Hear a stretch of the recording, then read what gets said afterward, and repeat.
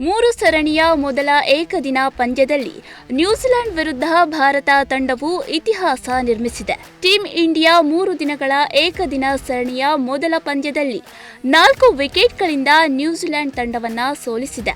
Toss ಸೋತು ಮೊದಲು batting ಮಾಡಿದ ನ್ಯೂಜಿಲೆಂಡ್ ತಂಡ 8 ವಿಕೆಟ್ಗೆ 300 ರನ್ಗಳ ಗುರಿ ನೀಡಿತ್ತು. ಈ ಗುರಿ ಬೆನ್ನಟ್ಟಿದ ಟೀಂ ಇಂಡಿಯಾ 49 ಓವರ್ಗಳಲ್ಲಿ 6 ವಿಕೆಟ್ ನಷ್ಟಕ್ಕೆ 306 ರನ್ ಬಾರಿಸಿ ಗೆಲುವು ಸಾಧಿಸಿದೆ. ಈ ಮೂಲಕ 300ಕ್ಕೂ ಹೆಚ್ಚು ರನ್ಗಳ ಗುರಿ ಬೆನ್ನಟ್ಟಿ 20 ಪಂದ್ಯಗಳನ್ನು ಗೆದ್ದ ವಿಶ್ವದ ಮೊದಲ ತಂಡವೆನಿಸಿಕೊಂಡಿದೆ. ಭಾರತದ ಪರ ಮೊಹಮ್ಮದ್ ಸಿರಾಜ್, ಹರ್ಷಿತ್ ರಾಣಾ, ಕನ್ನಡಿಗ ಪ್ರಸಿದ್ಧ ಕೃಷ್ಣ ತಲಾ 2 ವಿಕೆಟ್ ಕಬಳಿಸಿ ಮಿಂಚಿದ್ರು. 91 ಎಸೆತಗಳನ್ನು ಎದುರಿಸಿದ ಚೇಸಿಂಗ್ ಮಾಸ್ಟರ್ ಕೊಹ್ಲಿ 93 ರನ್ ಸಿಡಿಸಿ ಅಬ್ಬರಿಸಿದ್ರು.